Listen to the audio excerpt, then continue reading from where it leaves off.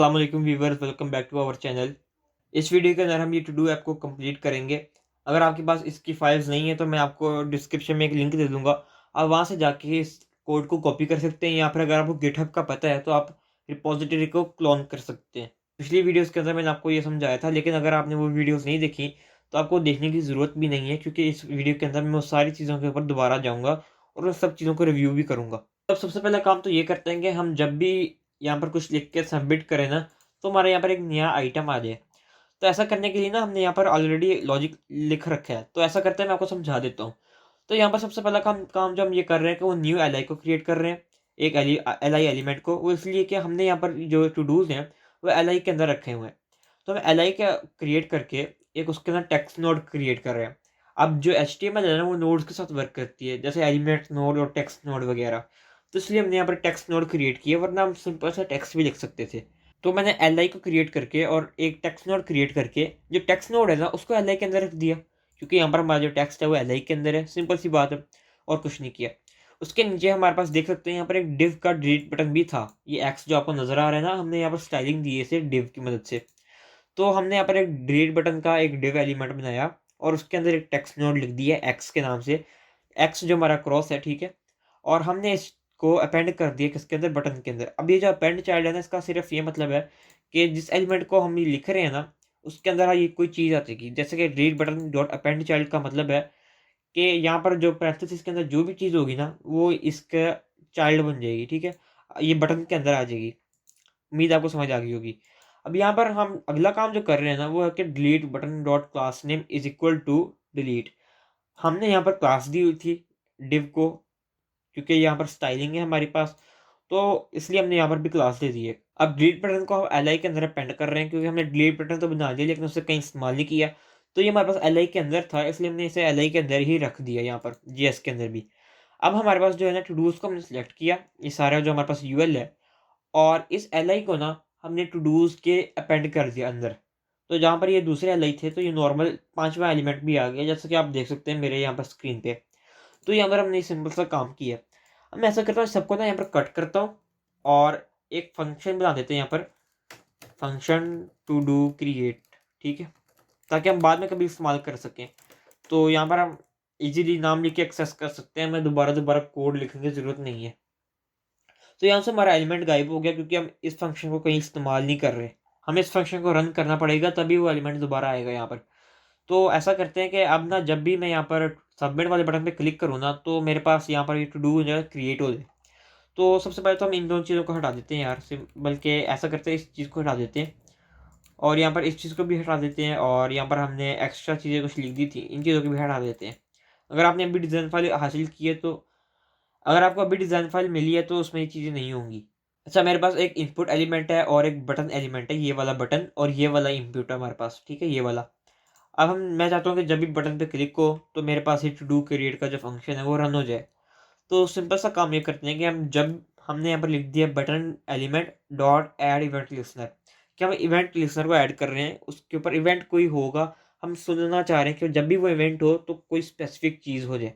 तो मैंने यहाँ पर फंक्शन दे दिया, फिलहाल इस ई को भूल जाएं आप।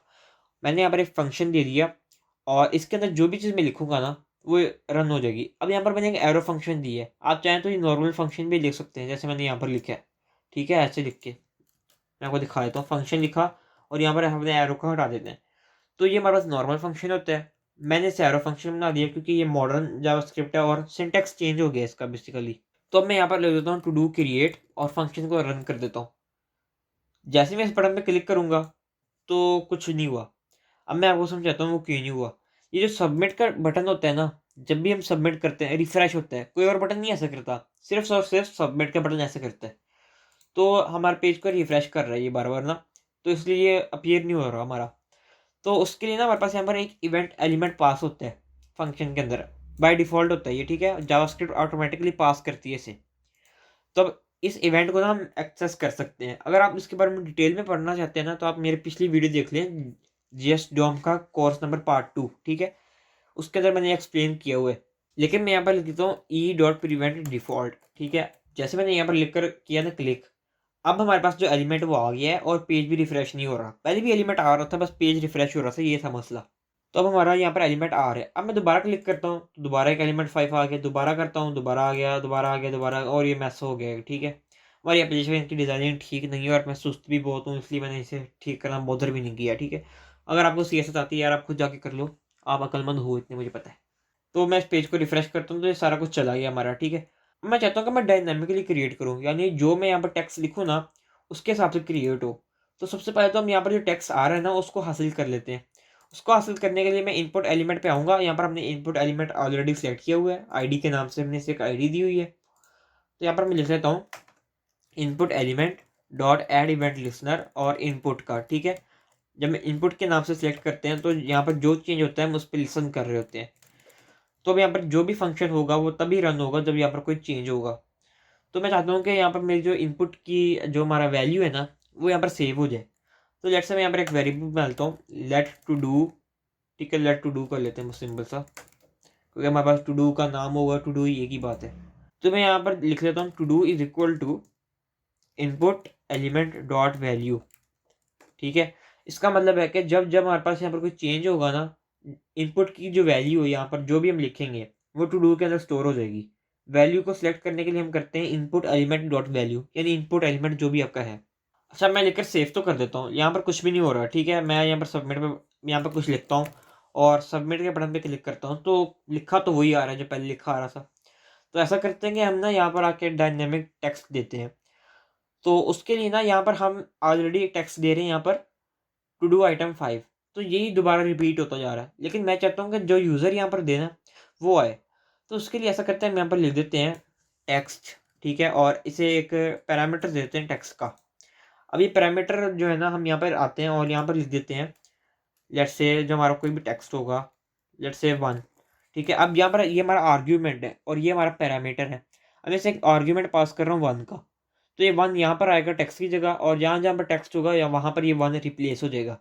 तो हमारा यहाँ पर एक्सपेक्टेड तो ये है कि यहाँ पर हमारा 1 लिखा है। तो जब मैं यहाँ पर सबमिट पे क्लिक करता हूँ तो हमारा 1 आ रहा है लिखा। मैं चाहता हूँ कि यहाँ पर जो वैल्यू है ना वो यहाँ पर लिखी आ जाए। ऐसा करते हैं, हमने यहाँ पर टू डू वेरिएबल तो बनाया ही हुआ है, तो हम टू डू वेरिएबल को उठा के ना यहाँ पर लिख देते हैं टू डू, और यहाँ पर मैं सेव करता हूँ। अब मैं सबमिट करता हूँ ना तो यहाँ पर मैंने कुछ लिखा ही नहीं था, तो यहाँ पर वो लिखा आ गया है, मतलब एलिमेंट तो आ गया है। हमने यहाँ पर कोई शर्त नहीं रखी। और हम यहाँ पर ना, अब अगर आप मैं यहाँ पर कुछ लिखूँ, अली लिख देता हूँ लेट से, और सबमिट करूँ तो यहाँ पर मेरा अली नाम से एक टू डू आ गया है। तो हमारे पास एडिंग की फंक्शनैलिटी तो आ गई, लेकिन मैं चाहता हूँ कि यहाँ पर अगर कोई स्पेस हो ना, मतलब कुछ लिखा ही ना हो, मैं खाली एंटर की दबा दूँ, तभी आगे बढ़े ही ना। तो उसके लिए मैं एक काम कर सकता हूँ कि यहाँ पर आके चेक कर सकता हूँ अगर तो मेरा टू डू के जो टेक्स्ट आ रहा है वो एम्प्टी है। ठीक है, हमें यहाँ पर ऐसे लिख सकते हैं इसे। मैं बताता हूँ मैं यहाँ पर कर क्या रहा हूँ, पहले मैं लिख लूँ। इसका मतलब सिर्फ और सिर्फ ये है कि अगर मेरे पास टेक्स्ट आ रहा है ना वो एम्प्टी स्ट्रिंग है। जब एम्प्टी स्ट्रिंग होती है ना यहाँ पर, इसका मतलब होता है हमारे पास फॉल्स। एम्प्टी स्ट्रिंग का हमारे पास जावास्क्रिप्ट का मतलब होता है फॉल्स। जब यहाँ पर एक्सक्लेमेशन मार्क डाला है ना मैंने, ये इस फॉल्स को कर देगा ट्रू, क्योंकि एक्सक्लेमेशन मार्क हमारे पास है नॉट का सिंबल है, यानी ये ऑपोजिट कर देता है हमारे पास चीज़ों को ना। अगर ट्रू होगा तो फॉल्स कर देगा, फॉल्स होगा तो ट्रू कर देगा। तो यहाँ पर जो कोटेशन है ना, खाली कोटेशन, ये हमारे पास है फॉल्स, और इसे ये हमारे पास ट्रू बना देगा। जब ये ट्रू बना देगा तो हमारे पास इसके अंदर वाली कंडीशन रन हो जाएगी। और कंडीशन क्या दी है मैंने, सॉरी स्टेटमेंट क्या दिया है मैंने, वो है रिटर्न, कि बस फंक्शन एग्जिट कर दो, कुछ नहीं चाहिए मुझे। मैं इसे सेव करता हूँ, यहाँ पर आके कुछ लिखा नहीं है मैंने, एम्प्टी है। सबमिट के बटन पे क्लिक करता हूँ, कुछ भी नहीं हुआ क्योंकि उसने फंक्शन एग्जिट कर दिया। तो हमारा इसके लिए लॉजिक ये सिर्फ एक छोटी सी लाइन है। तो अब मैं चाहता हूँ कि यार जब मैं इस बटन पे क्लिक करूँ तो हमारा एलिमेंट डिलीट हो जाए। तो ऐसा करते हैं कि जब भी मैं इस पर क्लिक करूँ ना तो ये डिलीट हो जाए हमारे पास जो टू डू आइटम है ना। तो उसके लिए मैं सबसे पहले तो हमारे पास जो टू डूज है ना उन सबको सेलेक्ट कर लेता हूँ, ये इंडिविजुअल टू डू आइटम। ठीक है, तो उसको सेट करने के हमारे पास यहाँ पे क्लास दी हुई है मैंने, तो मैं क्वेरी सेलेक्टर ऑल का इस्तेमाल कर सकता हूँ। तो यहाँ पर लिखता हूँ लेट टू डू एरे लिख देते हैं, बल्कि हम टू डू कलेक्शन लिख देते हैं यहाँ पर, क्योंकि हमारे पास ये टू डूज वो वाला नहीं है, ऊपर उनका पेरेंट्स नहीं है बल्कि इंडिविजुअल टू डूज है। तो यहाँ पर मैं लिखता हूँ document dot query selector all, और यहाँ पर हमने लिखना है डॉट टू डू, क्योंकि हमने यही क्लास उन्हें दी हुई है। तो अगर मैं इसे console डॉट लॉग करूँ तो यहाँ पर हमारे पास एक नोड लिस्ट है जिसके ऊपर हम काफ़ी सारे फंक्शंस जो है अप्लाई कर सकते हैं। तो ये हमारे लिए आसानी भी है। तो अभी हमारे पास जो है ना इंडिविजुअल नोड्स हैं। ठीक है, इसके अंदर लेट से आप कह लें अरे है, अरे की आइटम्स है इंडिविजुअल। अगर मैं पूरी एरे को दे दूँ ऐड इवेंट लिस्टनर तो उसका तो कोई फ़ायदा नहीं है और ना ही वो वर्क करेगा, क्योंकि जावास्क्रिप्ट को समझ नहीं है कि हमने यहाँ पर किया क्या है। तो हमें ना इंडिविजुअल आइटम्स के अंदर जाना पड़ेगा और उन सबको जो है ना एक फ़ंक्शन देना पड़ेगा। तो उसके लिए ना हमारे पास बेहतरीन तरीका होता है कि हम फॉर लूप का इस्तेमाल करें और हर आइटम के ऊपर आइटरेट करें और हर आइटम को एक इंडिविजुअल जो है ऐड इवेंट लिस्टनर दे दें। तो ऐसा करते हैं हम यहाँ पर फॉर लूप बना लेते हैं। हम एक और काम भी कर सकते हैं कि हम मैप का इस्तेमाल कर लें या फॉर ईच का इस्तेमाल कर लें। तो ऐसा करते हैं वही कर लेते हैं। मैं आपको समझा भी देता हूँ कि फॉर ईच मेथड होता क्या है। ये एक हायर ऑर्डर फंक्शन है, लेकिन हम इसलिए इसे अभी डिस्कस कर रहे हैं क्योंकि इसकी ज़रूरत है यहाँ पर हमें। तो मैं यहाँ पर आके लिखता हूँ to do collection dot for each. अब ये करेगा क्या, फंक्शन के हर चीज़ के ऊपर आइटरेट करेगा, ठीक है। यानी इसके ऊपर आएगा, इसके ऊपर आएगा, इसके ऊपर आएगा, हर जो भी चीज़ है ना उसके ऊपर आएगा ही आएगा। तो इसको एक फंक्शन चाहिए होता है, एरो फंक्शन ही देते होते हैं हम यूजुअली। यहाँ पर आप देखें तो ये बता रहा है हमें कॉल बैक चाहिए से, यानी कॉल बैक फंक्शन चाहिए से। तो मैं यहाँ पर आके एरो फंक्शन लिखता हूँ और जो भी लिखूंगा वो रन हो जाएगा। मैं आपको दिखाता हूँ कैसे है। तो मैं लिखता हूँ console dot log hello, HE लिखा सिर्फ मैंने और सेव कर दिया और 4 बार HE लिखा आ गया, क्योंकि हमारे पास 4 ही आइटम्स थी। तो हर एलिमेंट के लिए यहाँ पर कोई फंक्शन हो रहा है, ठीक है। अब यहाँ पर ना हमें वो एलिमेंट भी मिलते हैं साथ, जो एलिमेंट यहाँ पर पास हो रहा है ना वो भी मिलता है। मैं आपको दिखाता हूँ। यहाँ पर आप कुछ भी लिख सकते हैं। मैंने यहाँ पर टू डू दे दी क्योंकि यहाँ पर टू डू ही है मेरे पास। आप कुछ भी ले सकते हैं यहाँ पर। और अगर मैं ही की जगह यहाँ पर लिख दूँ ना टू डू, जेट से मैं यहाँ पर लिखूँ टू डू, तो यहाँ पर हमारे पास चारों के चारों LI आइटम्स आ जाएंगे। ये हमारा पहला, ये दूसरा, ये तीसरा और ये चौथा। तो अब हम इन चारों पे आराम से इवेंट लिस्टनर को ऐड कर सकते हैं। तो मैं यहाँ पर लिखता हूँ to do dot add event listener. अच्छा, अब यहाँ पर ना हमारे पास 2 टू डू हो गए हैं, एक ये टू डू है और एक ये टू डू है। तो इसको हम डिफरेंट नाम देते हैं थोड़ा सा। जेट से यहाँ पर मैं कर देता हूँ इसे टू डू आइटम, बल्कि आइटम दे देते हैं सिर्फ इसे, ठीक है। यहाँ पर आइटम लिख देते हैं और item dot add event listener. ये वर्क सेम करेगा, बस हमने नाम चेंज किया है। अब यहाँ पर ऐड इवेंट लिस्टनर देना क्या है, मैंने बेसिकली मैं क्लिक देना चाह रहा हूँ यहाँ पे। तो यहाँ पर मैं देख लेता हूँ ये रन करता भी है या नहीं। तो मैं console डॉट लॉग लिखता हूँ और यहाँ पर 1 लिख देता हूँ, ठीक है। अगर मैं इस पर क्लिक करूँ तो यहाँ पर 1 आ जाएगा और आना भी चाहिए था। चाहे जहाँ भी क्लिक करो 1 आ रहा है, चाहे एक्स पे करो या इस पे करो, ठीक हो गया। अब मैं चाहता हूँ कि मुझे वो नाम मिल जाए। फिलहाल के लिए मैं आपको बताता हूँ क्यों। फिलहाल के लिए मुझे नाम मिल जाए जिस पे मैं आइटम पे क्लिक कर रहा हूँ। इस वक्त तो मुझे पता नहीं चल रहा है मैं किस आइटम पे कर रहा हूँ, क्योंकि सब पे 1 ही लिखा आ रहा है। तो यहाँ पर जैसे मैंने आपको बताया था यहाँ पर ई पास हो रहा है, तो यहाँ पर भी एक ई पास होता है, हर फंक्शन में होता है, हर इवेंट लिस्टर के अंदर होता ही होता है। तो मैं ऐसा करता हूँ, यहाँ पर रखता हूँ console डॉट लॉग और ई डॉट टारगेट। अब ई डॉट टारगेट का मतलब है जिस पे मैं क्लिक कर रहा हूँ ना, तो वो LI एलिमेंट यहाँ पर आ जाता है। तो उस LI एलिमेंट का मुझे चाहिए इनर टेक्स्ट। अब मैं इसे टेक्स्ट कंटेंट इसलिए नहीं दे रहा क्योंकि टेक्स्ट कंटेंट के अंदर हमारे पास स्पेसिंग भी आ जाती है, तो इसलिए मैं यहाँ पर इसे इनर टेक्स्ट दे रहा हूँ। तो अब मैं यहाँ पर सेव करता हूँ, क्लिक करता हूँ, तो हमारे पास जो यहाँ पर टेक्स्ट है वो यहाँ पर आ रहा है। अगर मैं यहाँ पर टेक्स्ट कंटेंट देता ना, तो यहाँ पर स्पेसिंग भी हमारे पास साथ ही आ जाती। तो ये सही नहीं है, ठीक है। अच्छा, हमने अब ये तो सीख लिया कि हम एलिमेंट को कैसे सिलेक्ट कर सकते हैं। अब हम एलिमेंट को कैसे रिमूव कर सकते हैं, ये आपको मैं पिछली वीडियो में सिखाया था। हम इसके पेरेंट एलिमेंट को सिलेक्ट करेंगे, बल्कि पेरेंट को भी करने की जरूरत नहीं है, हम डायरेक्ट इसी को सिलेक्ट करके डिलीट कर देते हैं। हम लिखते हैं E dot target dot parent, बल्कि पेरेंट लिखने की हमें ज़रूरत नहीं है क्योंकि हम इसी को डायरेक्ट सेलेक्ट करके डिलीट कर देते हैं। ई डॉट टारगेट लिखते हैं और यहाँ पर हम लिखते हैं, यहाँ पर ई डॉट टारगेट लिखा और यहाँ पर मैं सिंपल सा लिख दूंगा रिमूव, ठीक है, रिमूव सिंपल सा। मैं लेकर सेव करता हूँ। यहाँ पर जब भी क्लिक करूँगा ना हमारे पास वो आइटम रिमूव हो जाएगी, ठीक है, वो एलिमेंट ही रिमूव हो जाएगा। हमें LI मिल रहा था, हम LI के ऊपर आए और लिखा ई डॉट टारगेट, यानी LI हमें मिल गया और हमने डॉट रिमूव लिख के उसे रिमूव कर दिया। सिंपल सा काम किया और कुछ भी नहीं किया। तो यहाँ पर हमारे पास सारे एलिमेंट रिमूव हो गए। अच्छा, अगर आप चाहते हैं कि यार आपके पास जो फंक्शनैलिटी है वो सिर्फ ये हो कि आप सिर्फ एक्स वाले बटन पे क्लिक कर सकें, तो उसके लिए हम ये कर सकते हैं, यहाँ पर इफ़ कंडीशन डालते हैं। अब इफ़ कंडीशन क्या होगी, सोचें ज़रा। हमारे पास जो है यहाँ पर डिफ्रेंशिएशन के लिए एक टेक्निक है कि हम चाहते हैं कि उस जगह पे क्लिक हो जहाँ पर जो डिव है उसकी क्लास डिलीट हो, क्योंकि यहाँ पर तो कहीं और ऐसी क्लास नहीं है यहाँ पर डिलीट हो सिवाय इस एक्स पे, ठीक है। तो हम ऐसा कर सकते हैं कि जब हम एक्स पे आएँ और हम ये कंडीशन दे सकते हैं कि अगर हम किसी चीज़ पे क्लिक कर रहे हैं और अगर उसकी क्लास डिलीट है तो वो डिलीट हो जाए। तो ये करने के लिए मैं यहाँ पर आऊँगा और लिखूँगा ई डॉट टारगेट, यानी जो हमारा टारगेट है, जो LI है हमारा, ठीक है, उसका जो चिल्ड्रन है।